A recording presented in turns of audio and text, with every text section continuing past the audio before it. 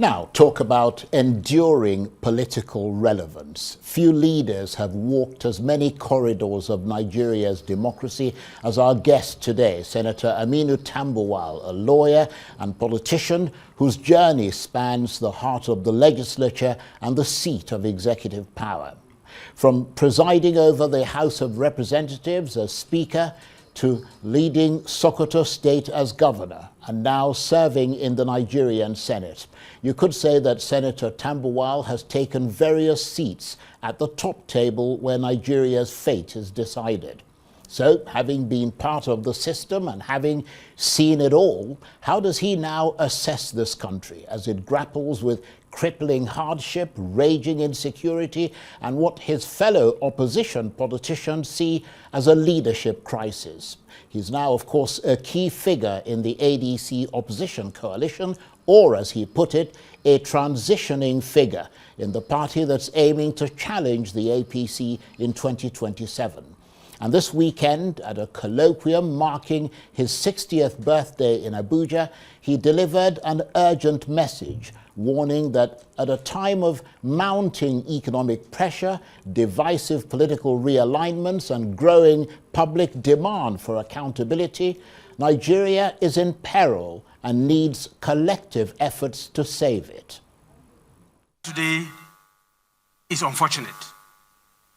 This is not where we expected to be.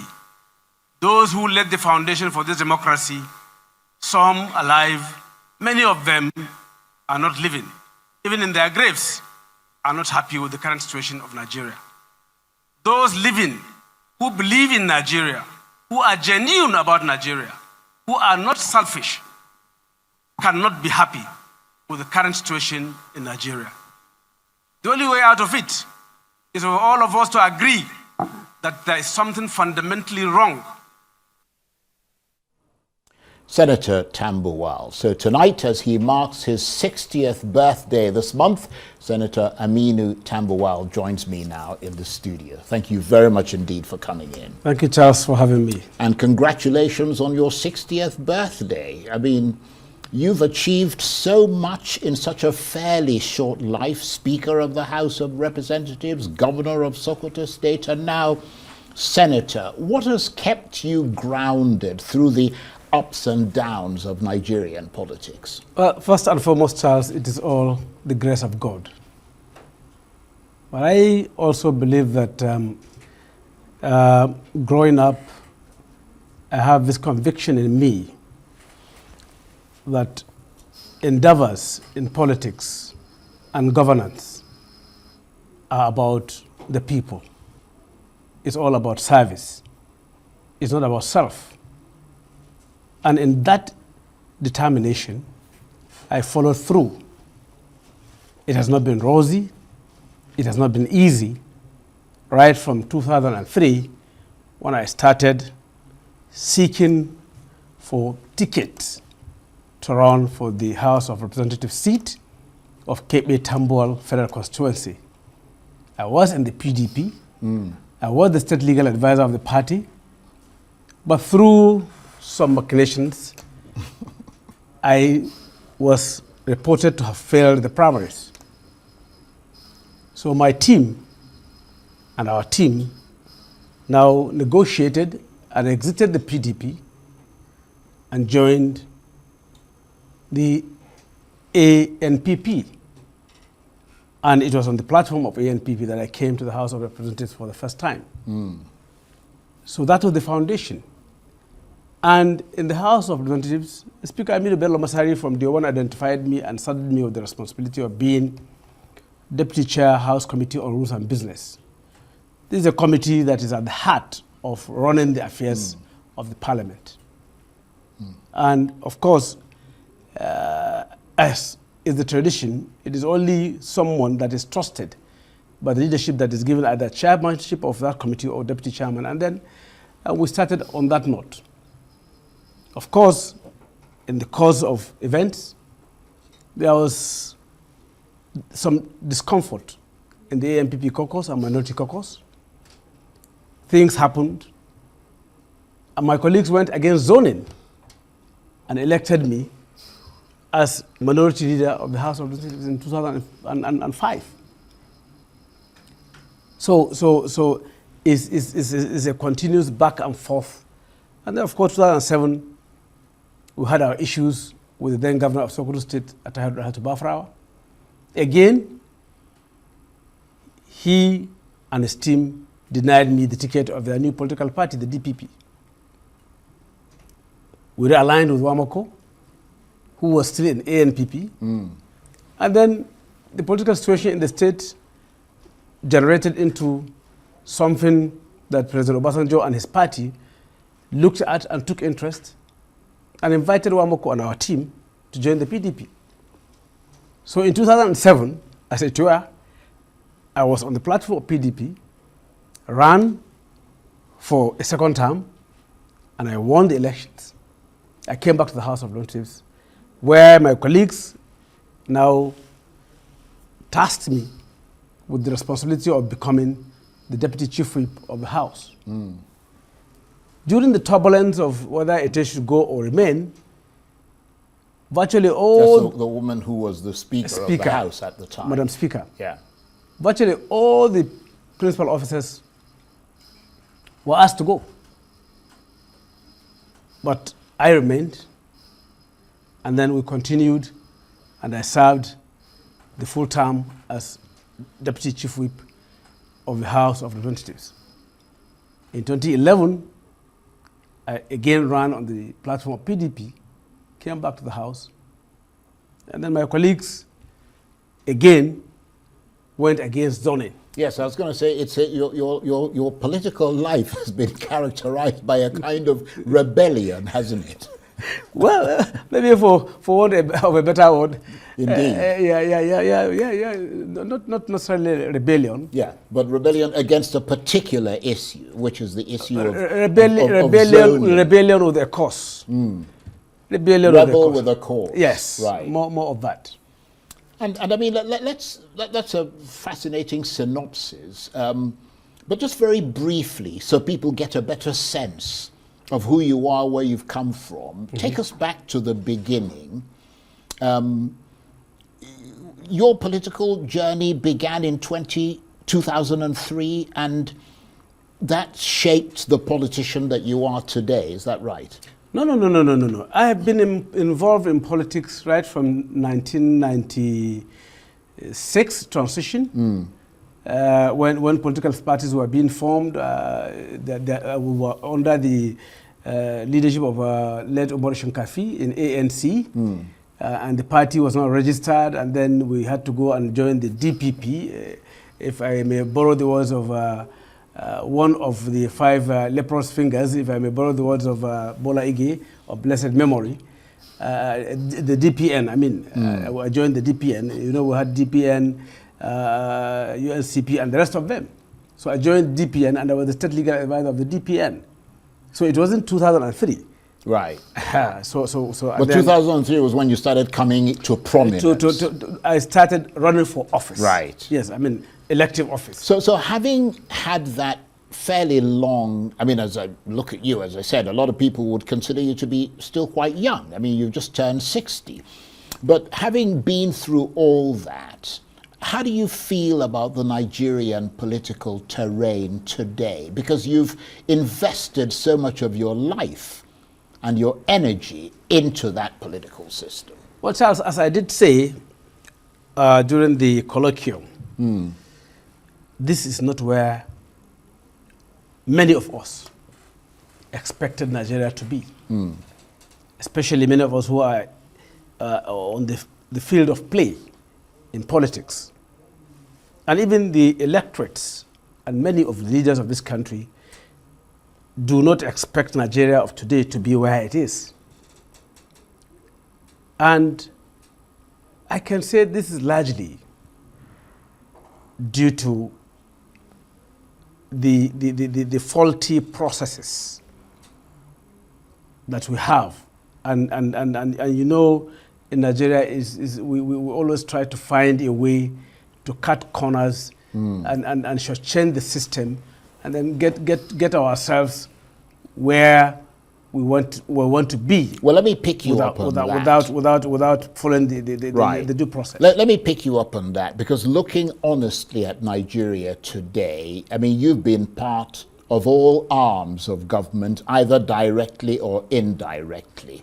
Which level of leadership do you think has failed the people the most? Is it the executive arm of government? I mean, you were a governor. Or is it the legislature? You were Speaker of the House and now Senator, or the judiciary? And I mention that because you are a lawyer. Which level of leadership do you think has failed the people the most? Or is it all three? Well, Charles, let me be very honest with you. I believe that as at today, it's all the three. As at today. At certain times in the past, you may find the executive arm wobbling and the legislature coming in through checks and balances, through the constitutional framework, and strengthen things and reposition the government.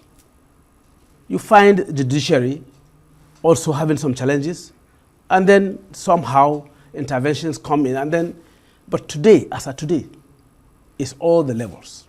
And looking back, what policy decisions during your time as a politician, I mean, you still are, but either previously or currently, what policy decisions do you now believe Nigerians paid the highest price for?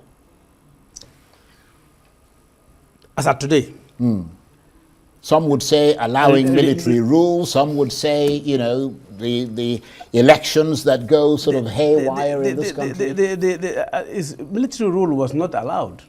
They usually force themselves on the country.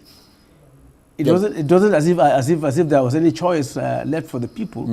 Most of the times they come in and then it's not about them being allowed. But when you talk about democracy, part of the policy decisions that have negatively impacted, I believe, is the electoral process. Right.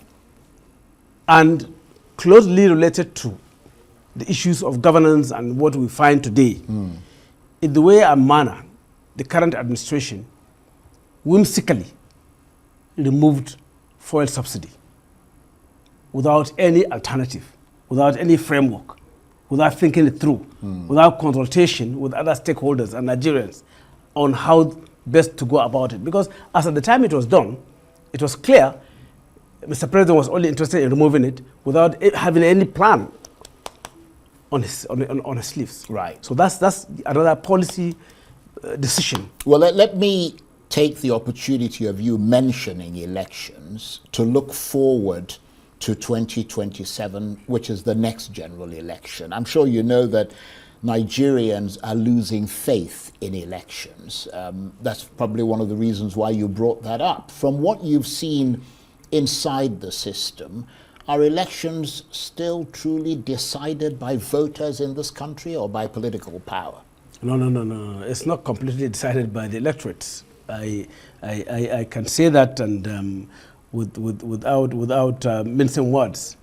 We know quite oftentimes that at collation level, be it at the polling unit, at the ward level, at local government level, at the state level, or even at the national level, things happen that misrepresent what voters actually voted for. But then you've benefited from elections, and also you've challenged outcomes of elections. Yes. Where exactly is the system breaking down? Is it INEC, is it the courts, or the politicians themselves? Both. It's a combination of both. Right. Politicians, yes. As I said in my earlier remarks, they try to find corners to cut. So wherever there is a loophole, politicians take advantage of that loophole. And INEC, from day one, in terms of the day of the election, be it failure of either beavers or failure of whatever technology, and then inability to transmit, even to start the election on time, and then transmit the results count the results and transmit them. In between, you find INEC officials being compromised. So would you support full electronic transmission of results nationwide, even if it costs you or your party victories? I wholeheartedly support any reform that will improve the electoral process of Nigeria, including electronic transmission. Even if I, assuming I'm going to contest an election in 2027, will lose to that process, Right. I don't mind. But you yourself have changed, I mean, you mentioned that at the outset. You've changed political platforms in the past. Many Nigerians see defections as political opportunism. What makes your own decisions different? Basically, as I said, in 2003, I believe the process was not fair to me. I left and joined the ANPP. But when you say it wasn't fair to you, you mean you lost? I lost, it was manipulated, Right. and I But lost. that's what all the other politicians who switched Well, parties I am say. speaking for myself, and Right. that's the truth. Right. I lost to that unfair process. I tested my popularity, and I won in 2003. In 2007, our political leader, then Bafara Sokoto said, Bafara said, I was not popular enough to run. I said, okay. I ported with one Mokus camp. We tested our popularity, and we won. And then in 2007, I had no issues with the ticket. I remained in PDP. In 2011, I had no issues with the ticket. I remained in PDP. In 2015, I was part of the process of the G5 governors who splitted from PDP To APC. to APC, to form the APC.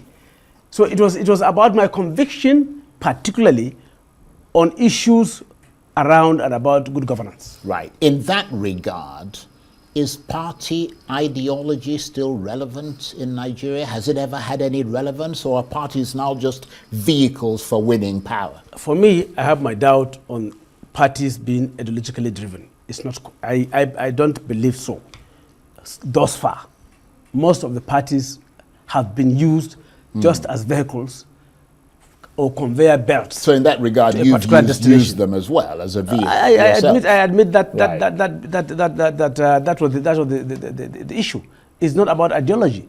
Okay, if it's about ideology, what was President Muhammadu Buhari doing in APC with some characters that we have in APC?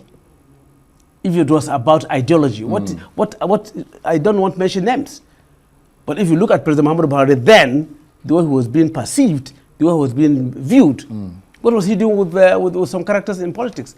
As of today, in APC and in PDP, in ADC, we still have, I mean, what I may describe as political courts of many colors. I mean, people who ordinarily about ideology should not be strength bedfellows. Well, talking about characters, I mean, you once ran for president under the banner of the PDP. Yes. And it was reported that your main backer for the ticket was Nyesom Wike. Is that a fact? Yeah, he was backing me very well. So he's your chum. He's your he's your political buddy, if you Well, will. he was my partner At the time. at that time. Right. So does that give you a sense of how allegedly meddlesome he can be, given what is going on in Rivers State today, and how difficult things might be for Governor Fubara? Because if you had been successful in your attempt to win the presidential ticket, you actually did very well. You came second to Atiku Abubakar. Yeah. But if you had been successful, might he have made the same kind of overbearing demands he's reported to be making of Governor Fubara Well, let me say this. in order to sustain his support? Let me say this of you? possibly for the first time to the public. When I ran the primaries of 2019, I and Governor Nyesom Wike had not had any pact of he being my running mate. Because it has been Yes, it's been said that he wanted to be your vice presidential not at all. candidate. He never requested that. I must be fair to him. And he never gave me that condition. Or this is what he must take, in government, or this is what he must have. So if maybe he's had that with Fubara. So what was his condition for supporting? I mean, there must have been a reason for supporting. The reason is that he identified me as someone young and then someone who can do the job. I believe it was about my capacity. Right. Not about any opportunism of him coming to manipulate the government if and when we want. So you're saying publicly and unequivocally that there were no demands from him? No. Right, okay. Well, let's leave it at that. Let's turn to the party that you are transitioning into. I like that term. You're the one who came up with it. Yes. Which is the ADC coalition. Yes. Ayo Fayose, the former governor of Ekiti State, has said emphatically that in his assessment, if the ADC does not field Peter Obi as its presidential candidate in 2027, then the party will be stuck with what he called spent forces and wouldn't stand a chance. What's your reaction to that? I mean, you've got a leg and a half in the ADC at the moment.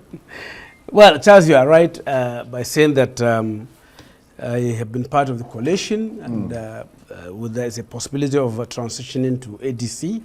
I'm consulting our stakeholders in Sokoto and other stakeholders across the country for us to conclude on that.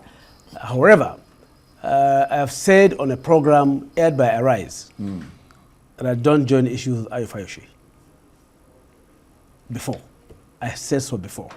I still stand on what I've said. Well, it's not about him. It's about the point he's making. Then rephrase your question and ask me. Well, let me put it this way then.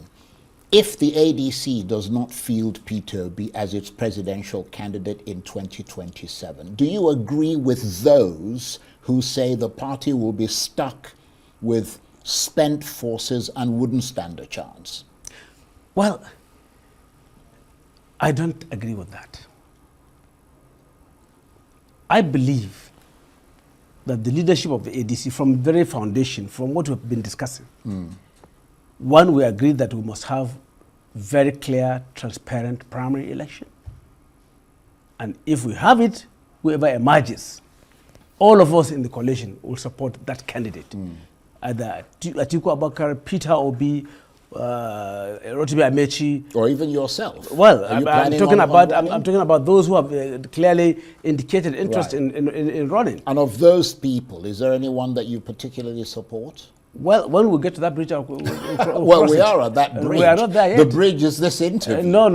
It's not this interview. Right. Okay. I have been playing a major role in the coalition. Right. So it will be too insensitive for me I understand to come out right now and say I'm supporting this or that or that. I understand. Yes. That. But let me put it another way, because we talked about your political role as a rebel with a cause. And that's over the issue of zoning, which came up repeatedly during your time in the House of Representatives, and you consistently defeated that. How clear-eyed are you about the risks that the issue of zoning poses to the ADC, with the main contenders for the 2027 presidential ticket coming from the north and the south? Charles, this issue of zoning is something that is having a lot of faces. And it depends on where your standpoint, where you are looking at it. If you are looking at power shift from north to south, you calculate the years that the south has had presidency from 1999, when the zoning actually started, to where we are today.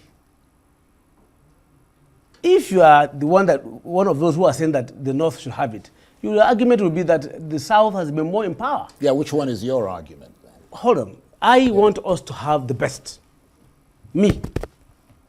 Wherever he's going to come from. Yeah, but you have to agree And I don't know. I mean, you've got from my trajectory, Charles, is clear. Yeah, but what that I'm I've saying, never been a product of zoning. I know, but what I'm saying is from that being minority leader to being Speaker of the House of the so I believe that Nigeria should have the best. Yeah, but what I'm saying is that if someone's mother is gasping and in a critical condition, and you are rushing her to the hospital, are you going to ask for a physician from your local tribe? Or you are going to ask for the best hand that can save your mother? I understand that point, but I mean... So that's the situation of Nigeria today. Yeah, but you have very sharp instincts as a politician. And I wonder if you are at least a little bit afraid about that and what it could mean for the ADC and the direction it might be forced to head in. By the grace of God, I believe that any candidate that the ADC comes up with in 2027 will defeat Bola Ahmed Tinubu. But it could cause divisions within the ADC. We are managing, our differences, Charles. And we are having Nigeria and Nigeria's interest at heart. Rest assured that the leadership of ADC under David Mark is having this country and its interest at heart. Well, let me look at it from another angle. Many Nigerians believe that the same political class keeps recycling itself. What do you say to them? Yes, there is that factor you cannot remove. I have always been urging people of good character, with capacity and content to join politics. We must not leave it to those that are otherwise. Anybody that wants to come into the is invited. I believe in quality, I believe in content, I believe in character and capacity. And are you yourself still seeking higher office, or is your focus now on shaping power behind the scenes, a kind of kingmaker of sorts? Because not kingmaker. I am playing that role of ensuring that we galvanize and bring out the best for Nigeria. Right. My focus is on that. Not on yourself. Not anything personal. Right. Not anything personal. Because, I mean, you've tried to run for president. Yes, before. I did. Do you still have that ambition? Ambition is ambition.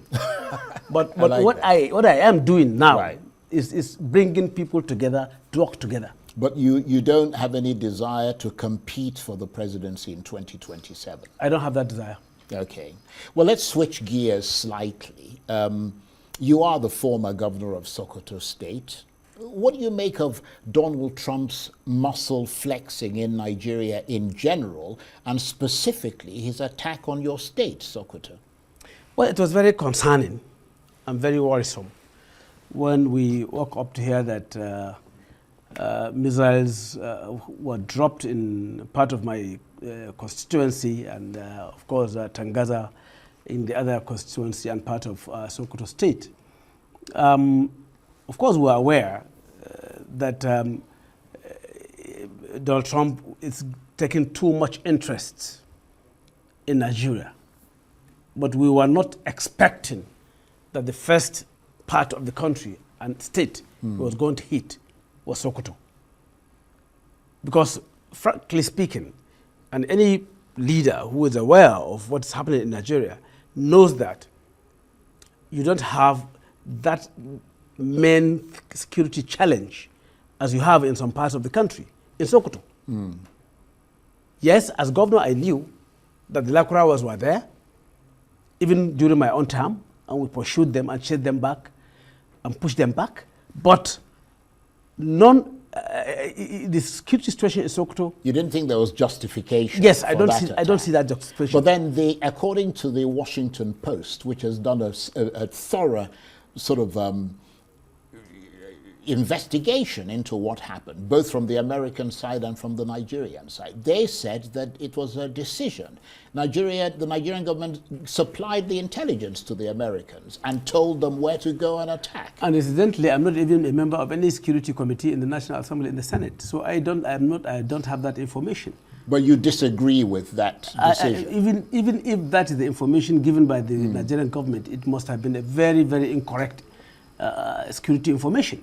Because, okay, what's happening in Borno? What's happening in Zamfara, Katsina, even Niger of recent, Benue, Plateau.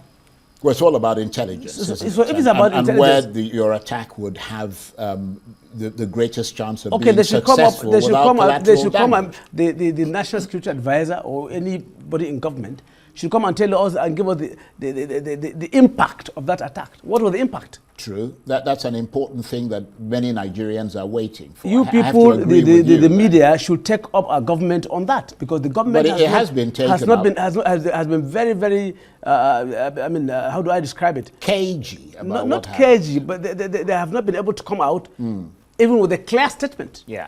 as to what is their position. Well, we can't put a gun to their heads. I'm not can talking we? about gun. All we I'm can talking do about is tell engaging them to and do taking it. them. Yeah, They have we've not been done so. doing that. But let me move on from that, because there's been talk, and you are a member of the opposition, which is why I'm asking you this question. There's been talk that a hawkish American political and diplomatic intervention in the 2027 election by way of pressure on this government to hold a free and fair ballot, and some people in the opposition have said that, is the only way that such a clean election can be guaranteed, and that without it, the 2027 ballot will potentially be rigged. That's coming from a lot of your colleagues. It's not the only. It's What not the are your only way. thoughts on It's not that? the only way.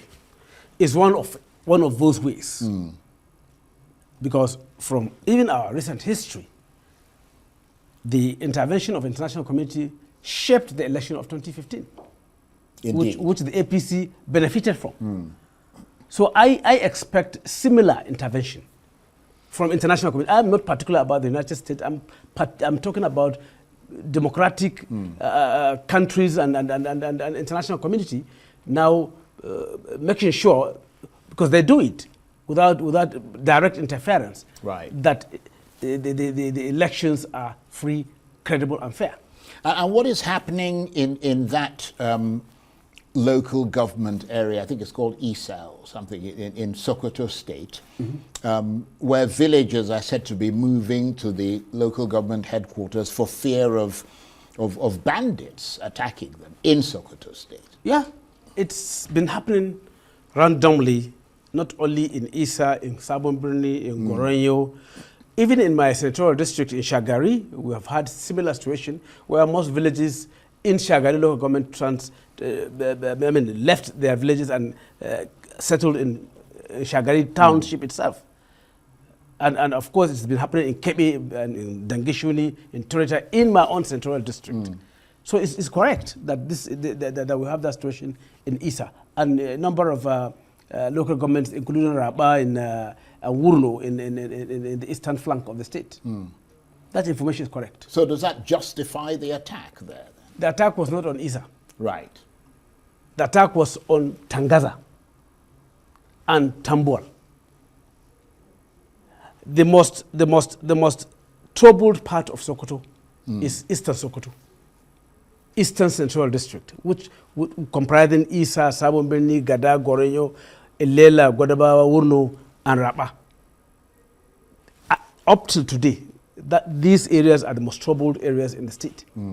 But the attack was not there. The attack was in Tangaza. Even though yes, Tangaza is having some security challenges, as I said, the history of this Lakurawas is that they come through Niger Republic, through that area, through Gada, the Gudu, Tangaza. But in terms of real security threat, Right. and challenges, you have more in Isa. Right. And just briefly, because we're coming towards the end of the interview, and I thank you very much indeed for your patience and the clarity of your thoughts. Do you welcome that American big stick in Nigeria as a way of bringing the ruling party to heel? Because so many Nigerians said after that attack, the government started sort of, apparently doing things the way they felt that they ought to do things. Do you think that coming from a party that has been critical of the governance style in this country, that big stick from the Americans helped to shape things in a better direction?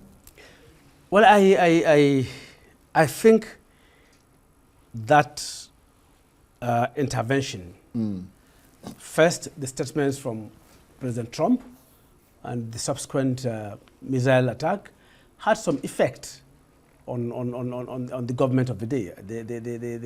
They now had to maybe sit down and say, look, what's happening? And then you could see that, yes, there is some positive impact of all of that on the way the administration is now thinking. So in that regard, would you like to see more of that from I would not want to see more government? of attacks. Right. But you'd like to see diplomatic and political intervention. And then let us have a clearer and well-defined framework between Nigerian government and the US government for this engagement.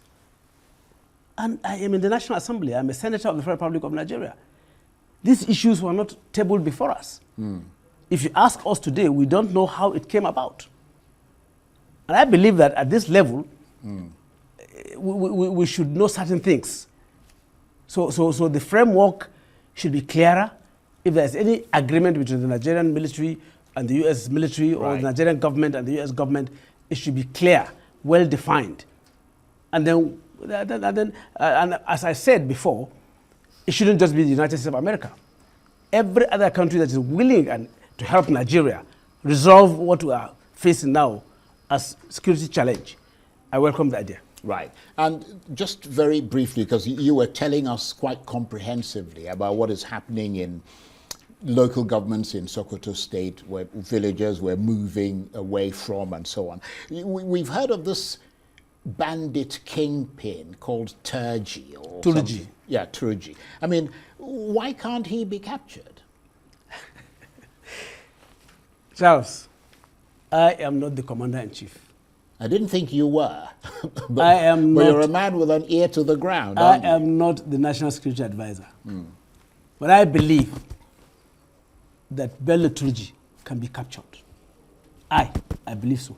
If you were governor now, as you were then. Governor cannot capture Bello Turji because you can't even commandeer the CP. Indeed, but you can certainly have discussions with the government. No, while there we have had discussions with the government, even under President Muhammadu Buhari, and we advise the president, as governors of the Northwest, including Niger and Plateau, on the way to go about simultaneous military operation in those areas affected. It was never done. So it's not as if, as a governor, there's much that you can do.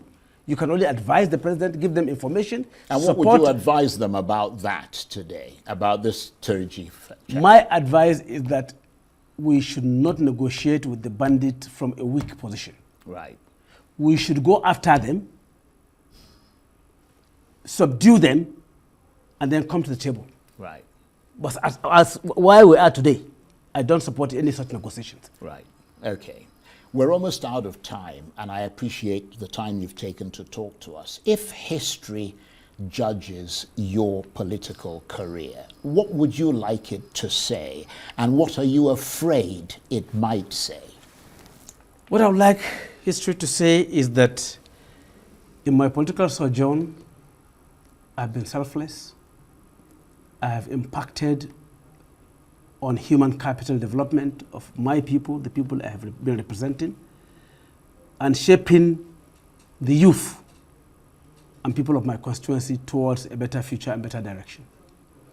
My fear is for me to be judged otherwise. Well, I hope that history will judge you honestly and kindly. Thank you, Charles. And I want to thank you very much indeed for taking the time to come to talk to us. And I want to congratulate you again on your 60th birthday. I think many Nigerians are impressed that at the age of 60, you've achieved what you've achieved. You've become Speaker of the House, you've become a governor of a state, you've become a senator, and not to talk of the things that you were before you became those things, in addition to being a lawyer. Thank you very much indeed. Thank you, Charles. And happy birthday. I appreciate it. Thank you very much.